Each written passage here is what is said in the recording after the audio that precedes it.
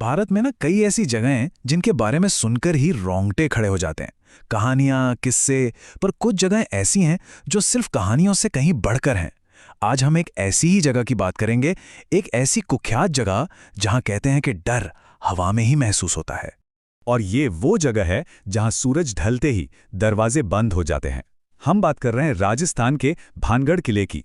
और इस किले का राज और भी गहरा हो जाता है जब हम 2019 में हुई एक घटना को देखते हैं। 4 दोस्तों के साथ हुई एक ऐसी घटना जिसने सबको हिलाकर रख दिया। तो चलिए शुरू करते हैं ये कहानी। ये कहानी है 4 दोस्तों की और उनके एक फैसले की। एक ऐसा फैसला जो उनकी जिंदगी हमेशा के लिए बदलने वाला था। बात है अगस्त 2019 की। दिल्ली के 4 दोस्त थे, रोहन, अंकित, विवेक और दीपक। राजस्थान घूमने निकले थे और अचानक से एक प्लान बना। कहाँ जाने का? भारत की सबसे हॉन्टेड जगह भानगढ़। अब हर ग्रुप में अलग अलग तरह के लोग होते हैं ना, यहाँ भी वही था। रोहन और अंकित तो पूरे जोश में थे, चलो यार चलते हैं, मजा आएगा। वहीं दीपक था जो इन सब बातों को मानता नहीं था, अरे ये सब बकवास है। और विवेक वो थोड़ा डरा हुआ था, उसने सुन रखा था कि रात में वहां अजीब आवाजें आती हैं। इसी बहस में अंकित ने मजाक मजाक में कह दिया, तो फिर रात में ही चलें।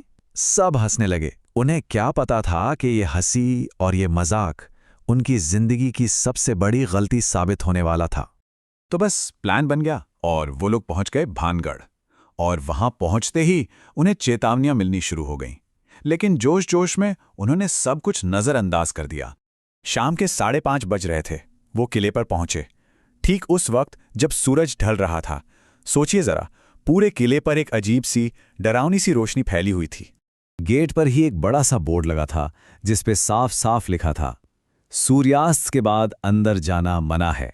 लेकिन इस चेतावनी ने उन्हें डराया नहीं, बल्कि उनका एक्साइटमेंट और भी बढ़ा दिया। तभी एक बूढ़े चौकीदार ने उन्हें रोका। उसकी आवाज में एक अजीब सी गंभीरता थी। उसने कहा, सूरज ढलने के बाद यहां मत रुकना और उस हवेली के अंदर तो रात में बिल्कुल मत जाना। पर दोस्तों ने उसकी बात सुनी अनसुनी कर दी। और फिर रात हुई। अंधेरा होते ही किले का पूरा माहौल ही बदल गया। और बहुत जल्द उन दोस्तों को यह एहसास होने वाला था कि वो वहां अकेले नहीं है। शाम के 7 बजे चारों दोस्त किले के अंदर छिप गए। अब वो हंसी मजाक बंद हो चुका था। चारों तरफ एक अजीब सा सन्नाटा था और हवा इतनी तेज हो गई थी मानो कुछ फुसफुसाकर चेतावनी दे रही हो। और तभी उन्हें एक आवाज सुनाई दी, कदमों की आवाज। टक टक टक। कोई उनकी तरफ आ रहा था। एकदम घबराकर रोहन ने टॉर्च जलाई, अंधेरे में चारों तरफ रोशनी घुमाई। पर वहां कोई नहीं था, कोई भी नहीं। पर वो कदमों की आवाज वो बंद नहीं हुई। थोड़ी हिम्मत जुटाकर वो लोग हवेली के अंदर चले गए। और अंदर दीवार पर उन्होंने जो देखा, उनके होश उड़ गए। एक परछाई, लंबे बालों वाली एक लड़की की, जिसने सफेद कपड़े पहने थे। और जैसे ही रोहन ने उस पर टॉर्च की लाइट मारी, वो परछाई गायब हो गई।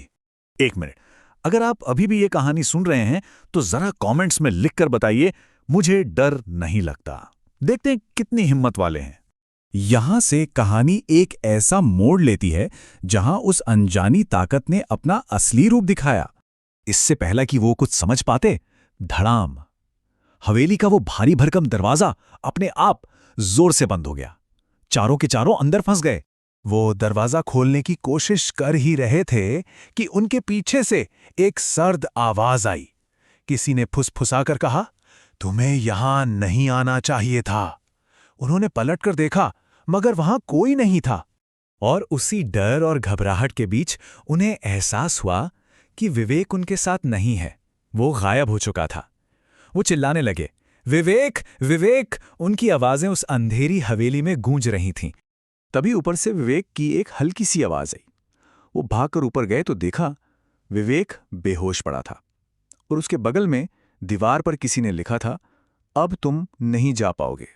विवेक को तो उन्होंने ढूंढ लिया, पर कहानी यहां खत्म नहीं हुई, बल्कि इसके बाद जो हुआ उसने भानगढ़ की इस खौफनाक कहानी को हमेशा के लिए सच साबित कर दिया। जैसे ही उन्होंने दीवार पर लिखा वो संदेश पढ़ा, वो दरवाजा जो इतनी देर से बंद था अपने आप खुल गया। उन्हें बस एक मौका मिला विवेक को उठाने का और वहां से भाग निकलने का। अगली सुबह जब विवेक को होश आया तो उसने उस रात के बारे में कुछ भी बताने से साफ मना कर दिया।